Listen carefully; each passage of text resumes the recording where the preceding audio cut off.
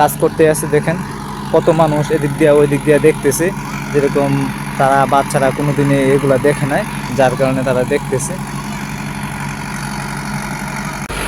Hey guys, welcome back to my another blog. তো আজকে আমরা যে রাস্তাটা কাজ করতেছি 2-3 দিন যাবৎ, এই রাস্তাটা আজকে শেষ হয়ে যাবে। শেষ হওয়ার মানে পরিকল্পনা নিয়েছি আজকে যেভাবেই হোক, রাত্রে যদি আমাদের 8টাও বাজে আমরা রাস্তাটা কমপ্লিট করার চেষ্টা করব।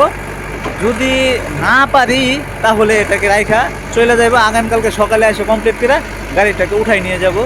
তো আমাদের রাস্তাটা প্রায় 400 মিটারের মতো লম্বা হবে। আমি আনুমানিক একটা আইডিয়া আছে, যেহেতু আমি রাস্তা মানে বেশিরভাগই রাস্তার কাজ করি, তো আমার একটা আনুমানিক একটা আইডিয়া 400 মিটারের মতো হবে, হাফ কিলো হবে না।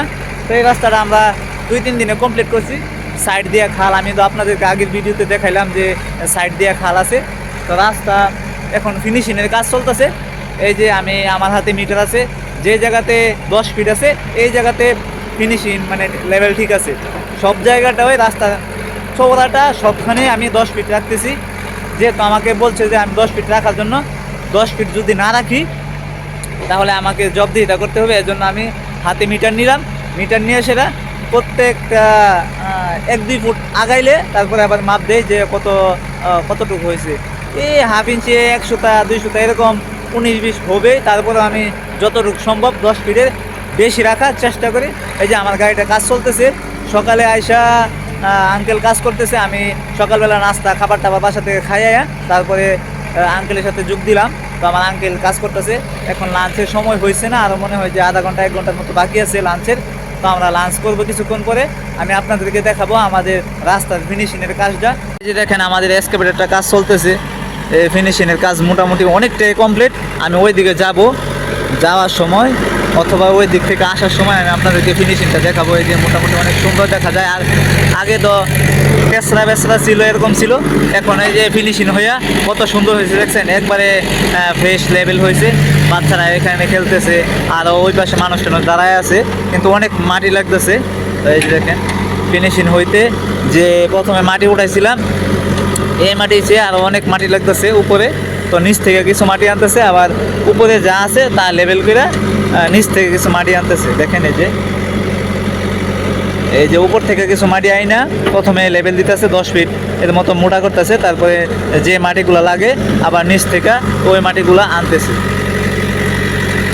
এই যে গাইজ আমি বলছিলাম যে আমাদের রাস্তার ফিনিশিংয়ের কাজ দেখেন কত সুন্দর দেখা যায়। এই যে একবারে নিচু বলে একবারে লেভেল টু লেভেল, মানে আমরা ফিনিশিং খুব ভালোভাবে দিই, যাতে একবারে মানুষ চলাফেরা ভালোভাবে করতে পারে, এর জন্য ভালোভাবে ফিনিশিং দেওয়া হয়। এই যে দেখছেন কত সুন্দর, একবারে যেরকম মানুষ ফিনিশিং দিছে এরকমভাবে দেওয়া হইতেছে, যাতে করে মানুষ সুন্দর করে হাঁটতে পারে।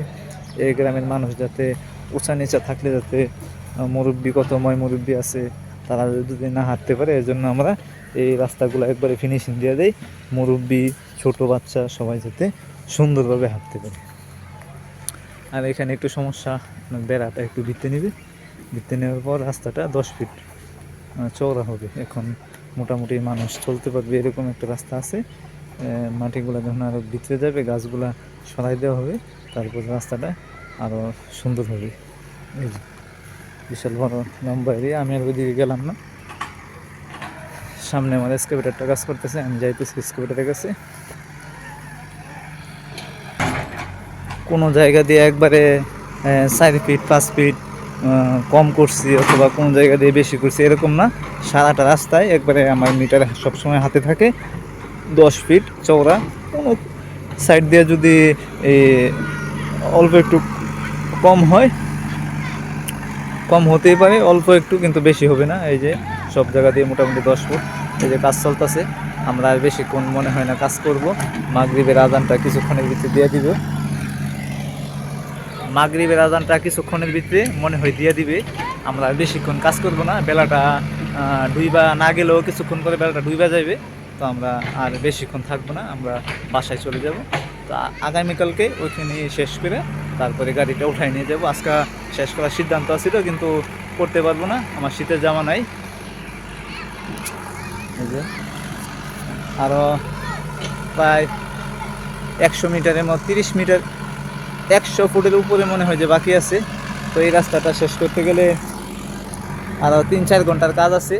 যদি আরও 30 মিটার কাজ করি তো আরও মনে হয় যে 3-4 ঘন্টা কাজ আছে।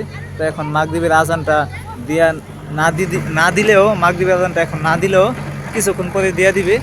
যে যদি মাগরিবের আজান দিয়া দেয় তাহলে আমাদের বাসায় যাইতে আরও অনেক রাত্র হবে। কিন্তু শীত, এখন তো শীতের সন্ধ্যা, আমার হাতে, আমার শরীরে হচ্ছে কি আপনার শর্ট, মানে শর্ট গেঞ্জি, যার কারণে আমার ঠান্ডা লাগতে পারে। এর জন্য আমরা আগাই চলে যাব। আগামীকালকে সকালে এসে এখানে ফিনিশিং দিয়া বা 10টার ভিতরে আমরা গাড়িটা উঠাই নিয়ে যাব। এই যে কাজ করতে আছে, দেখেন কত মানুষ এদিক দিয়া ওই দিক দিয়া দেখতেছে। যেরকম তারা বাচ্চারা কোনো দিনে এগুলা দেখে নাই, যার কারণে তারা দেখতেছে। তো ভাই আমরা আইসি কাজটা শেষ করে আইতে আইতে সন্ধ্যা হয়েছে।